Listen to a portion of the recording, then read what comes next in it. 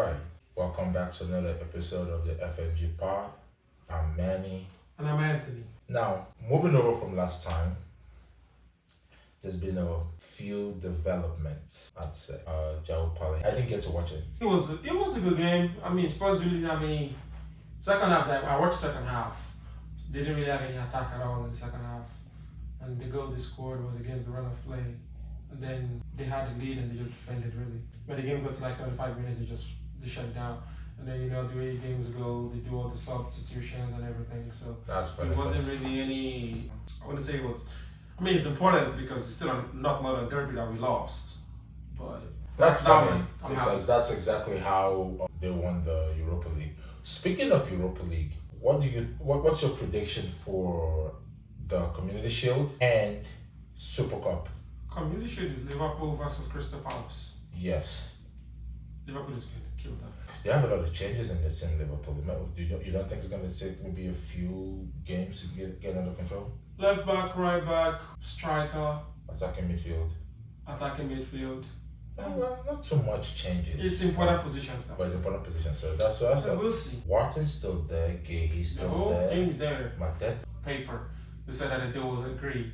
There's me. No left wing because of Madueke and Martinelli. But Madueke really is a right winger anyway. He's an inverted right winger. Whatever. I mean, he could play on the left side. I'm not disagreeing with you on that point, but he's more of a right winger. We'll see how it goes. I mean, Asian left wing will be fine. If he comes in, I think that's where he would start. If he was anything, he would start there. Before we even start talking about Arsenal, you want to do it? He played today actually. How did he do? He didn't really get the ball. Low block. The block was really low. He didn't really get the ball. They're going to frustrate him in the Premier League with low blocks. Okay, I'm going to say one thing. He's going to be among the top scorers in the season because he has mastered the art of destroying. He has mastered the art of destroying small teams. So, in Portugal, There's a huge difference in qualities now. yeah, but still, Arsenal was still really good without him. The chances are still going to be the same. So the chances are still going to be there. The chances are still going to be there. Bro, I don't care about the league. You don't lose that kind of rocket. That right foot, you can't lose that. That's why I like him. You can't. You just can't. The goal size is the same Yeah, across all leagues. so it's now. Speaking of, what are you guys going to do with Jesus? Sell him. Hope so. I mean, I don't see where he's playing. Especially if we get A's leaving. That's why I'm saying this is getting sold. Because what Dama will do this season, this and the next. Say the Premier League, then you will have to loan him to say Championship team. That way he can get the physicality and all of that. I mean, Tottenham they've not really done so much weird. Well, I mean, I think Nottingham Forest, they're not in a position. They don't want to lose their captain or one of their best players, especially when they just got promoted to Europa League. Right, true. So they don't want to lose their Yeah, best that players. whole Europa League fiasco is still on. They might still end up playing in conference because if Crystal Palace wins the appeal, so there's that. Speaking of, give me 2 seconds to troll this team from Times. Imagine Sesko picks Man United over Newcastle. That means Newcastle would have lost out on 5 or 6 of their top targets. I mean, Newcastle is Newcastle. They play good seasons once in a while, but Newcastle playing Champions League football now is just like that season when Leicester won the league.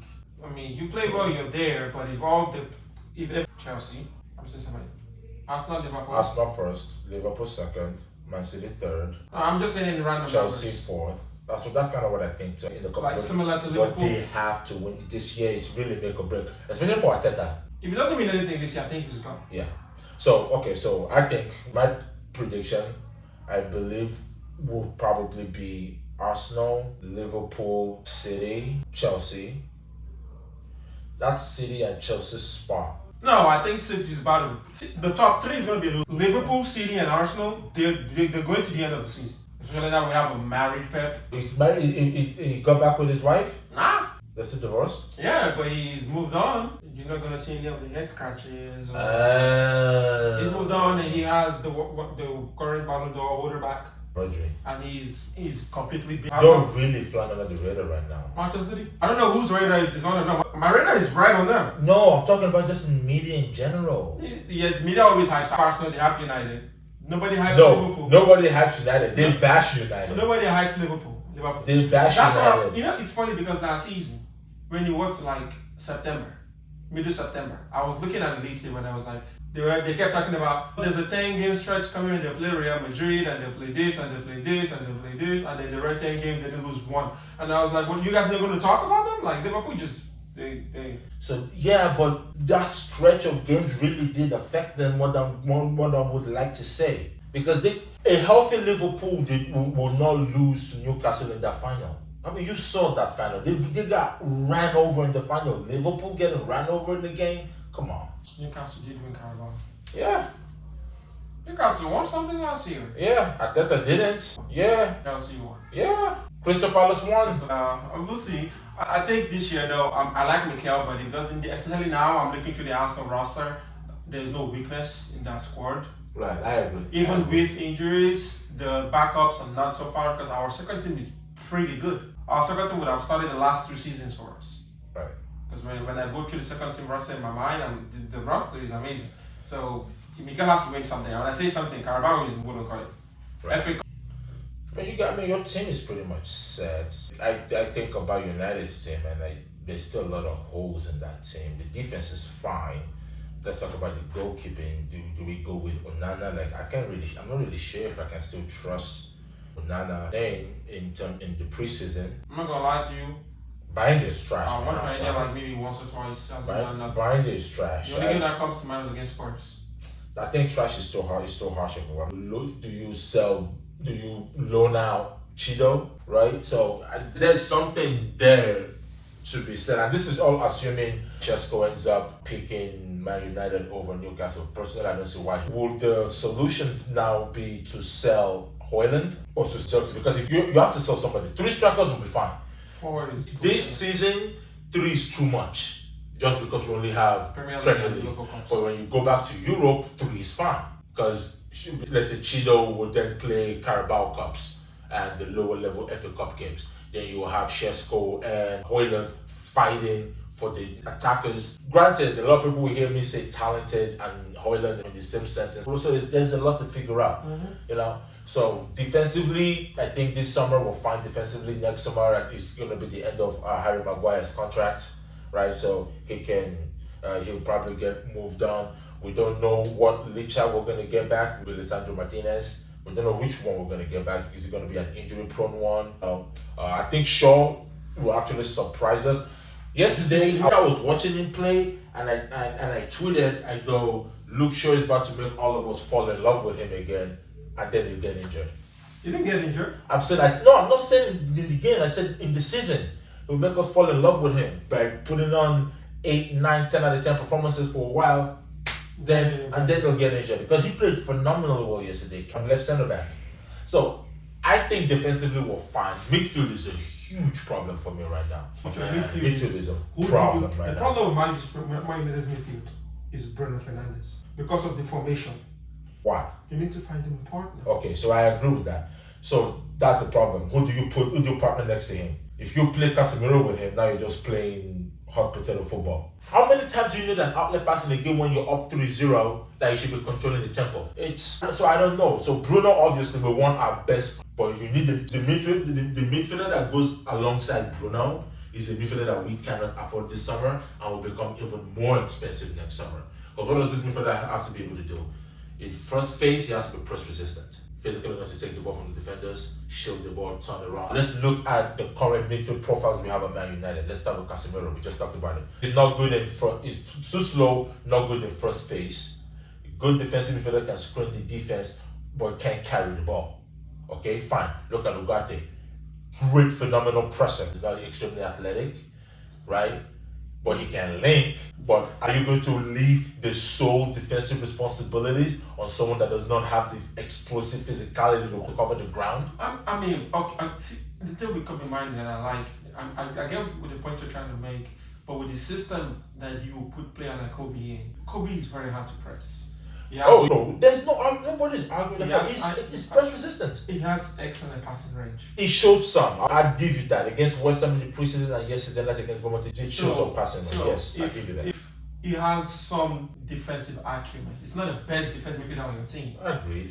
If he plays it next to Bruno and you use Kobe as an outlet, you have more success than anybody else you played it. No. So I think.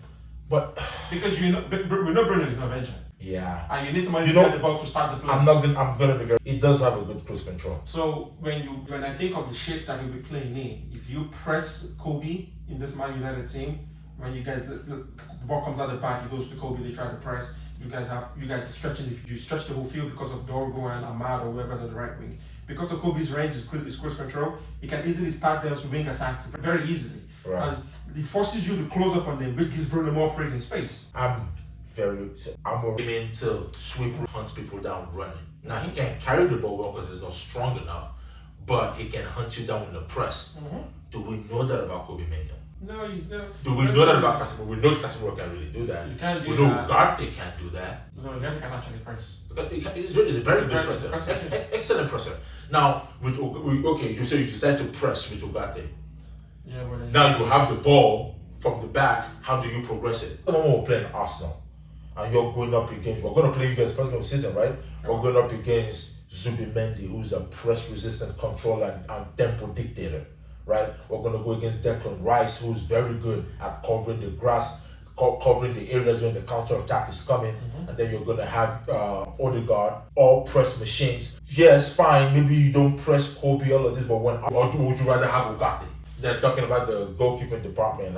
I don't even know where to start. I'm of the opinion of if you kick the ball enough, your goalie won't get exposed too much. But personally, I'd get rid of Bayender, I'd get rid of Onana, and I'd sign Lamens. I definitely don't want Temi Martinez. I don't know why people want him. Temi Martinez is just a actual goalkeeper that doesn't make a lot of errors. Or you can't tell me Martinez doesn't make errors. He makes a ton. He makes a good fair share of it.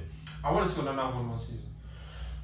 Okay, I'm inclined to agree with you on that because I want that too. I want to see Onana one more season because I just refuse to believe that Onana I watched in Ajax and Inter Milan.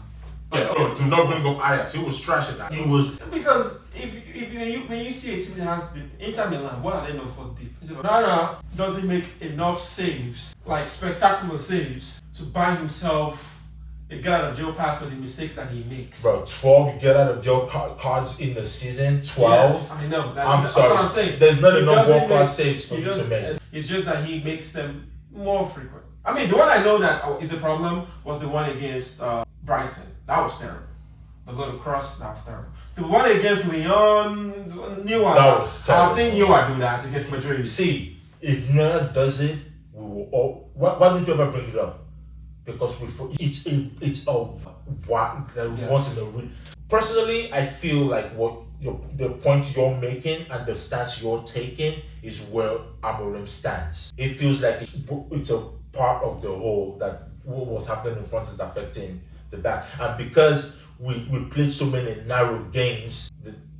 So his mistakes were even more amplified. There's a goal. Right? And remember, and I want to be fair about this as well, because if you think about it, we scored 44 Premier League goals all season, just 44, that's it. Bumo and Cunha scored 35, and then they added another 11 and 8 assists. So just between them, they assisted and scored more than United. So if we get an extra 35 goals to our tally, and we'll feed a team, so now you're talking about 90 goals in the season, and we considered somewhere around 48 or 49 goals, right? Which means points. So that's a lot of points. So maybe we can see a more comfortable Onana. Some people just take maybe a little longer than most, and it was coming to a bad situation anyway. And then 10 years has given a lot of fans a much shorter and tighter rope or leash on the players, and we don't look at things as objectively as we need to. And I'm of the personal opinion, and you can quote me anyway. A lot of people. I think it's the same situation with Manchester United. It's very hard, and I feel like Man United fans need to appreciate the players that are willing to suffer with you, because not all your players are willing to suffer with you. We know the treacherous 5. They're not willing to suffer. Well, actually, it's the treacherous 4. Malaysia is just a victim of his environment. I think Malaysia became a victim. I thought about it. Yeah, but players like Onana hasn't said one negative thing about United. Never. And I like Onana. Players like Onana, players like Harry Maguire, Rasmus, players like Rasmus, they are fighting. Rasmus tries hard. The ball will go in the goal. It's not his. You see, bro, he's trying. Yeah, but he does this thing where he's trying to body everybody. He's 21 years. Like Onana, okay. I think what United needs to do is to sign a goalkeeper that can actually challenge him. Bender isn't going to make him play any better. Yes, because why would you drop Onana for Bayern? The team is not going to come together this summer to go. So if we do 3-4 players, I mean, we spent a lot of time talking about Arsenal, especially Man United. But we talk about Man United a lot because they're the ones with the most problems. Yeah. So they have a lot of issues. Anyway, let's switch tack. Let's talk about something before we wrap this up. Trent Alexander-Arnold cannot escape Marcus Rashford. That man is following him every. Barcelona and Real Madrid. And Barcelona, first of all, you see him, I was good today. Actually, they did. I haven't seen it yet, but I saw the highlights talking about him picking up where he left off from last season. Yeah. Did Rashford play today? I'm not sure. I'll go. I really watched the game. I just watched the highlights. Okay. But Barcelona, I don't know what they have cooking, but they're cooking something. I'm trying to figure out what it is, because that Rodney Barkley dude they signed, he's an absolute terror. What are they going to do with him and I don't understand what it. I just want to say Barcelona, I have my eye on them. Real Madrid is not winning La Liga. I'm say that now because they still have to learn how to play. It is fine in the midfield. If you play Chouameni and Valverde as your two in a 3-5-2 or 3-4-3, you're fine with Trent. Then you play Chouameni and unless you move Hudson to the left and you drop Chouameni as centre back. Because it's center backs always pushing to midfield anyway. Mm-hmm. So you drop Chouameni, which is played there before, right? You bring Hudson on the left, you put Rudiger on the right. He's played in the back three before, he knows how to play in it, right? We're under Tuchel. CAA, Carreras, and then your fourth position. Yeah, so in the fourth position, Mbappe is going to be the focal number 9. Vinicius is going to be on the inside. And Aragula. And then when Buddy comes back, Jude, then where do you put him?